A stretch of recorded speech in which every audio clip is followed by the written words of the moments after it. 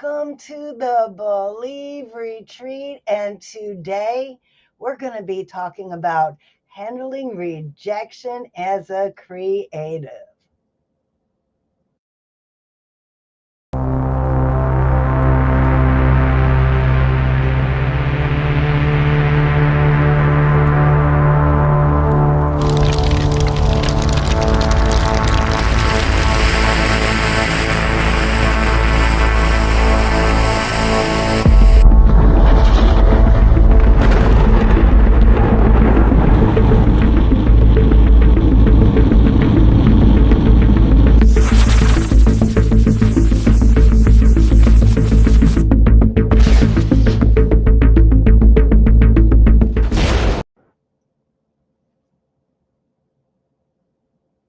Hello again.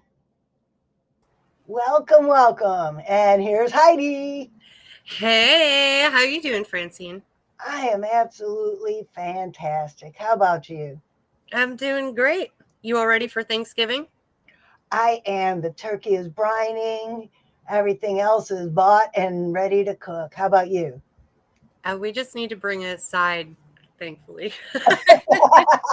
And Well, yes, we still have to go to the grocery store, and I'm sure it's madness. uh, But yeah, we don't go anywhere. We just stay home and we put our turkey on the rotisserie and enjoy a little bourbon in front of the fire. it sounds excellent. It is. So we're here with the Believe Retreat. This is our weekly Believe Retreat where we come out live and we talk about issues that can get in the way for creatives that stop you in your tracks from creating. And what we're creating here is call this like a maker space for creating your life.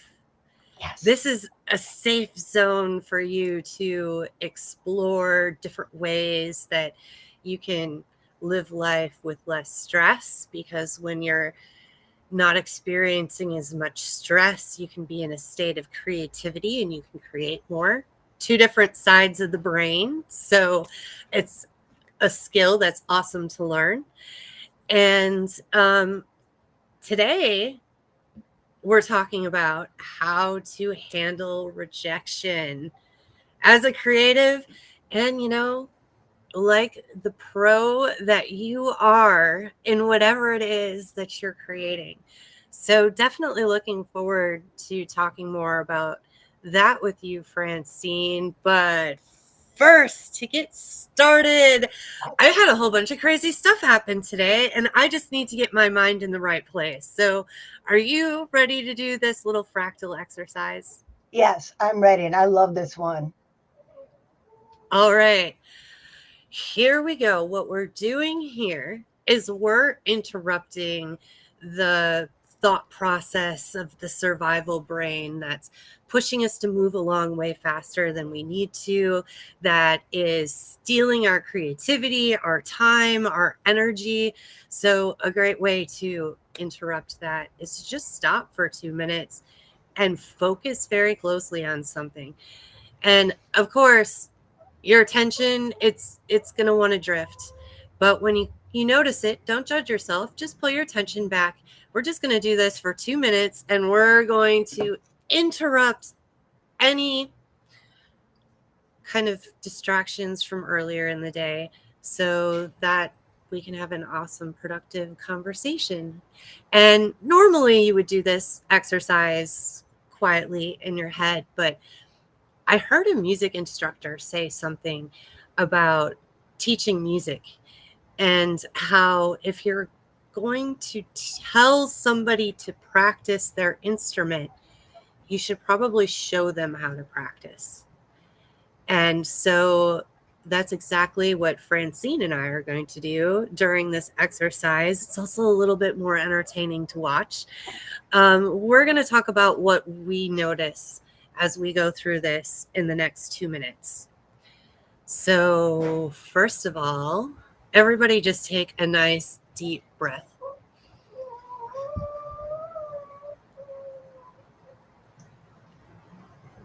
And breathe out.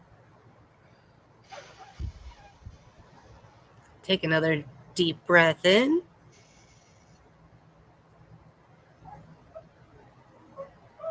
And as you breathe out, I want you to focus on this image. What do you notice? Patterns, different variations of color, the different shapes. As you look at this image, Francine, what's one of the first things you notice? I see a bunch of stars. When I first saw it, it just reminded me of a bunch of stars and it reminded me of success. And my eye was drawn to that at first as well. But then I started looking in between in the blue. It looks almost like little seashells are in between all of those little stars. I thought they were clouds, They but could be clouds. that's the beauty of this. You can make it whatever you want it to be. Because right above that seashell in the middle, I see marshmallows. Wait, the seashell in the middle. Oh, I didn't notice those. I didn't notice those before. I didn't see them at all. Now I see them everywhere. And then if you really look at the yellow and the golds, it's almost like a spider web coming out. No, wait, I'm still locked in on the marshmallows. If you look at the marshmallows spiral all the way to the center. They sure do. Okay, so I'll be honest, my timer didn't start. I feel like that was about 2 minutes, but I'm not We're really having sure. too much fun here. But yes, fractals, man, you can have a ton of fun just staring at something for a minute, and it's really good and healthy for your brain just to take a break. Even if you're not feeling stressed, just once an hour, taking a break like that, just to look at something intently, listen to something intently, feel something intently, just for a couple minutes will help reset your brain. So if you are kind of thinking from a scarcity mindset or from that survival mindset, you'll be able to stop and be in the moment for a minute and tell your brain, hey, we're okay right now. So let's start thinking a little bit more creatively about this situation. All right, Francine, I am so excited to talk about this topic about handling rejection because I know this is still something that um, I really struggle with sometimes still. For you, how do you typically react to rejection to your creative work? I used to take it personally, and then I realized that beauty's in the eye of the beholder, and everybody perceives things differently. And I learned this in Toastmasters when giving speeches. I could give a speech, and that's part of my creative process. And one person in the audience will come and tell me, "Oh my God, I needed to hear that today. Thank you so much." And then somebody else in the audience will say, "That was just so stupid. I can't believe you said it that way." And now these aren't my Toastmaster friends because we're all supportive and positive, but I have had people come up to me after I've spoken and tell me that I didn't know what I was talking about, or meditation's a bunch of hooey, or essential oils don't work and you're brainwashed. And I just say to myself, you know what? They're just not ready to hear what I have to say yet. Mm-hmm. And I've really come to realize, especially with the creative arts, it is so subjective. I mean, I've looked at either some pieces of visual art, and I'm like, what is this? Like, it's a bunch of lines on a canvas, and it's like a $2,000 priced item, and I'm like, who would buy that for $2,000? I don't understand. But the thing is, it wouldn't have been there in the store, like priced at that, like if it didn't have that kind of value to somebody. That is so true. And I recognize that what I do and put out into the universe is meant for somebody, but not everybody. So that's the easiest way to handle rejection, is just to know that if somebody didn't resonate with what you did, you just haven't found the right audience yet. Mm-hmm. And I gotta tell you this crazy story about rejection from my childhood. Okay, I know you're all about tapping into the inner child, so I think you're gonna love this. So, um, I learned about limiting beliefs for the first time when I was 27. So that was like 20 years of having some beliefs about myself, other people, and situations around me that were going basically unchecked. And so I was really looking into this idea of rejection and why it made me feel so bad.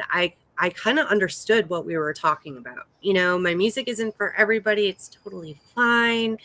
Um, I knew that, but it still hurt. And I didn't know like how to make that pain stop.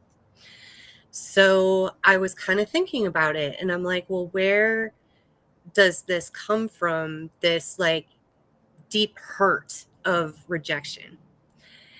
And so I was just thinking about it one day and kind of daydreaming. And all of a sudden, I remembered. Now, here's a little backstory. I'm an only child. So I didn't have everybody to play with except at school. And I don't know how old I was. It was before third grade, but the kids were playing kickball, and I kind of really wanted to play, but I didn't know the rules. I just knew that there were a bunch of kids all like lined up to kick the ball, and then they ran around to the little bases, and I'm like, yeah, I want to try that. Like, that looks cool, right?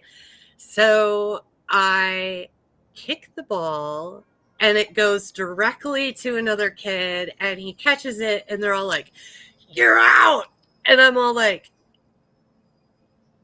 okay, I guess I can't play anymore. I guess they just don't like me. I'm not good. Like, but I didn't know the rules. And I think that was like the very start of me kind of associating any situation that was kind of similar to that, where I felt kind of like I didn't quite fit in the situation, and I was trying to kind of get into that. And if things didn't quite go right, like, I think my brain just kind of instantly reflected back to, yeah, nobody really wants to play with you. Like, that's just the way it's the way it's always been. And that was a story that I was telling myself. And it wasn't until like I did a little bit deeper work and really stopped to think about, where does this deep hurt, taking it personally when I was rejected, where does this come from? It was really easy for me to be like, you know what? That was a game. I didn't know the rules. It was silly. Let that go. And it was just that quick for me to then let it go and see rejection, or deal with rejection differently as I faced it in the future. Well, congratulations that you learned that so early. I was in my 50s when I figured it out. I was the non athlete, totally non athlete, always the last one picked for the sports teams in school, or not. They wouldn't have picked me if they had a choice to not pick me, right?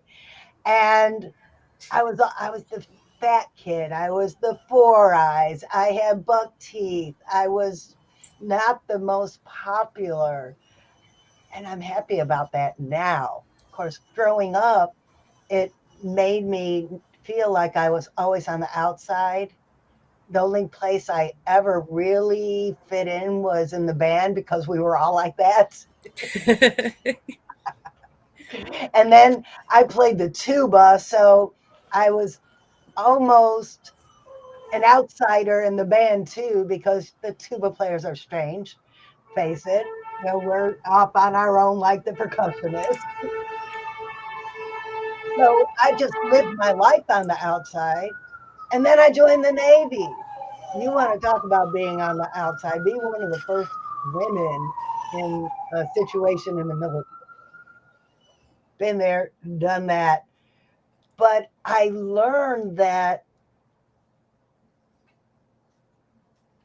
I didn't really need to force my way in and try to fit in. What I should have done is just be me because my people will come to me if I'm just being me without trying so hard. I believe now that trying so hard to fit in is what made me not fit in. It's like the law of attraction. Mm, You have to believe it to achieve it.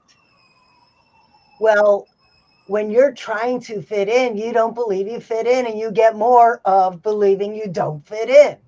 you're Just right. like with rejection. If somebody says something to you that they don't like your work, or what were you thinking when you did that, if you concentrate on that negativity, then you'll get more negativity. If Hmm. you say, oh, well, it's not for everybody, then the person it is for will find you. Well, and that can really mess you up too, because if you go in thinking, oh, these people are going to hate this, they might not even hate it, but the way you're talking about it, like you could be trash talking your own stuff. Like, well, I mean, I guess it's okay. I guess, it's pretty good compared to like using words like that when you should be going in blazing with confidence. And that's how you would be if, I mean, you weren't thinking that people were going to hate it. Have you ever felt that way before, or have you noticed that before, and how like you've talked or you're promoting yourself? Oh, I am the worst at promoting myself. And I've been told I'm too modest. I have been told, well, it just happened Friday at a networking event. A famous news reporter sat next to me during the event. And I have my event coming up December 7th, my book launch. And I had the flyer out. I got up for my 20 seconds and I talked about it. I had my book that's launching on the table in front of me, and everybody was gathered around her after the event to talk about all their stuff and what they're doing and self promote. And T and Judy, two people who know my work well, came, why aren't you talking to her? Why aren't you up there? You need to tell her about your event. You need to tell her about your kids club. You need to talk to her about your book. I'm like, well, she was sitting next to me the whole time. My flyer was laying on the table the whole time. There was so much going on in the room. She never even noticed my flyer laying on the table until I walked up to her with my business card and the flyer and expressed to her how wonderful my website is, how wonderful this book is, and how I need to be featured in something she does because I'm doing great things in the world. She hasn't called back yet, but I made that step to brag about myself. And it's good that you bring this up too, because this is one of those things that makes it really hard to do like promotion and sales for your own creative projects. So something that I've found throughout my masterminds and groups is if you can team up with other people and have your current client base that you're helping out or the people that are currently working with you, write those reviews, do those video testimonials, things like that. It goes a long way because those people are not technically salespeople for you. They're just sharing what their experience was with working with you. And it's one thing to hear somebody be like, I'm totally great, but it's a completely different message when someone else says, this person over here is totally great. Yes. And yes, so that makes it a lot easier to even have to deal with this one. I feel like, yes, we all need to learn to kind of be confident and talk ourselves up a little bit more than what we do as creatives. But I think even more important is finding other creatives that we can promote for. And it's kind of like that thing that Zig Ziglar said, where the more you help other people get what they want, the more you'll get what you want. Yes. And I just got excited. I just had this woo idea. Yeah. Woo idea. Testimonial Tuesday. Let's get a bunch of people in a room and give testimonials about each other that we could put on our websites and on Facebook and everything. That's not a bad idea. I like it. Oh, we could add a little piece in the Believe Retreat where we do this. We could do it at our dance pop-up, or we could even Yes! do it while we're throwing axes. Yes! See, this is how you multitask. It is not trying to drive and type a text message at the same time. It is going and having some fun with your friends and at the same time. That is absolutely true. When we went and threw axes before, what did I do? I made a video of me throwing axes, showing with my Princess Francie tail on, showing Princess Francie having fun. Well, we're going to be going to throw axes on, what is it, Friday the 13th? One of my favorite dates of the whole year. I love it when I it love pops it. up multiple times, but Right. Friday the 13th. Well, we're going to be throwing axes at Live by the Axe. a And perfect Friday the 13th activity, I yes, do say. and why don't we do a few testimonial videos for whoever happens to come and talk to us? They could Yes. pitch their program to us, and we'll do a testimonial about how great their program is. I think that could be totally fun. And I'm trying to find that slide right now because we're talking about it. Let's just go ahead and do the shout outs.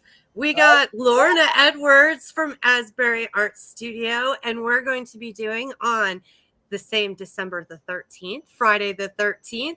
We're going to do a little dance and mingle. We're going to be doing some Zumba and and mingling at the same time.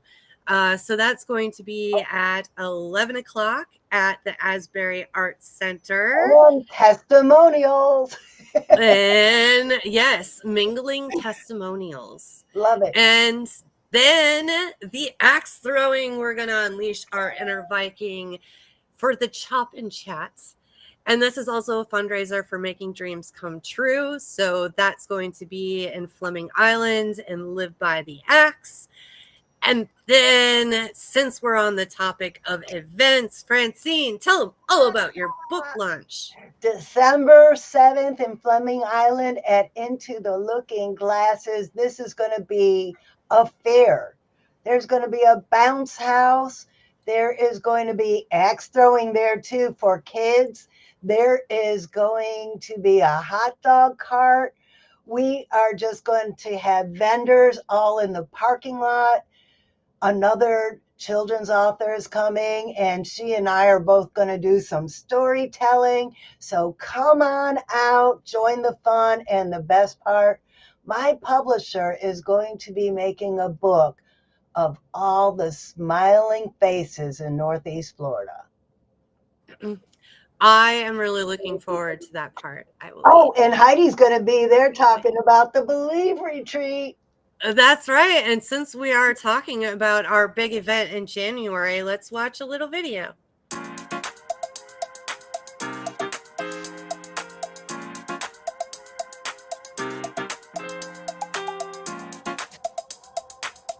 I'm Francine. I'm Heidi. Hey, I'm Joanna. And together, We're the Believe Sisters. inviting you to join us at the Embassy Suites in Jacksonville, January 31st through February 2nd. We're going to turn your burnout to burning desire and celebrate creativity for ladies only. Because if you can conceive it, You can believe it. You can achieve it. and so from the head, To the heart. To the hands. Yes, you can. Yeah.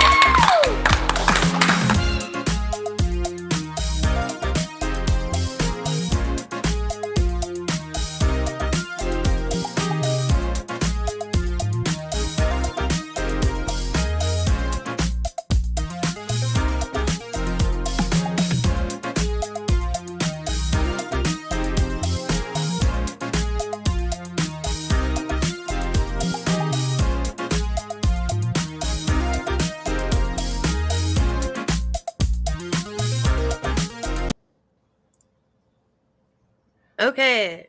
I scanned that code. Did you? Oh, no, you know what? I should have. It was right there.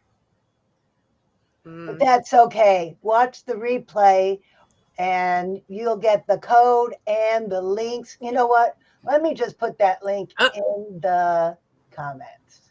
Oh, and you know what else? On the screen right here in the top left corner, you can get your tickets if you scan that QR code up there in the corner.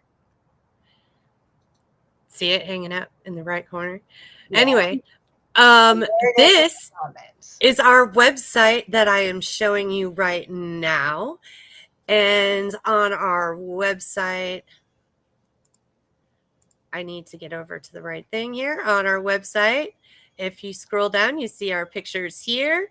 But then you've got three choices. You can do a retreat with us daily, which is going to take you to our online community. And in our online community, we are talking about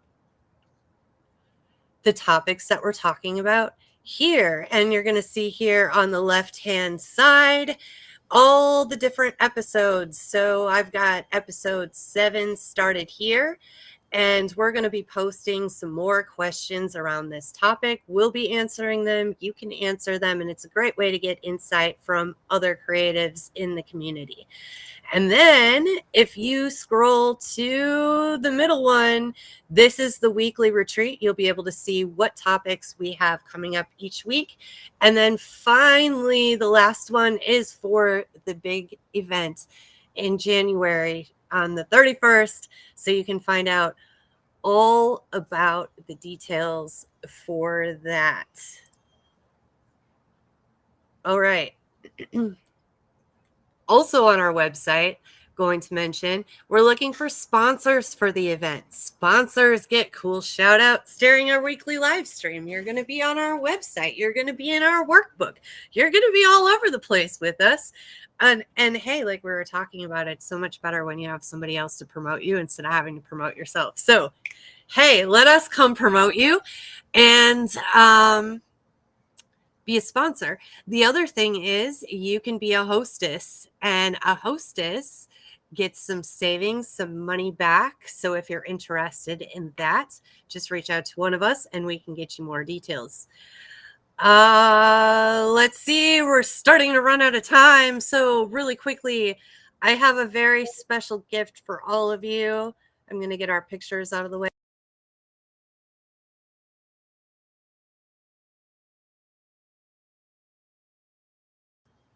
You can't hear me because I'm backstage. So this QR code, I'm going to make that bigger and now you can hear me. This QR code is going to get you a free mini course that is going to show you some ways to have some less stress and more joy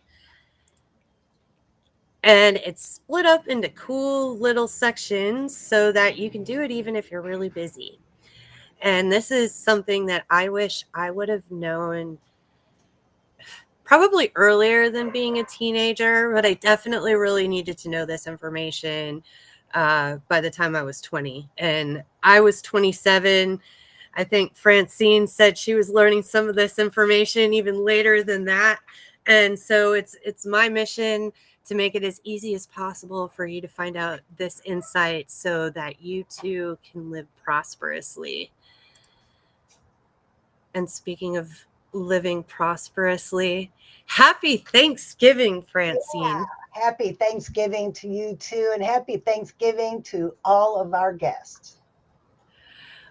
And I hope that all of you have some time on Thanksgiving, like outside of the typical festivities, to just take a little bit of time and feel gratitude for whatever it is in your life that you're really happy that you have it, that's been a real great resource to yourself, that you love.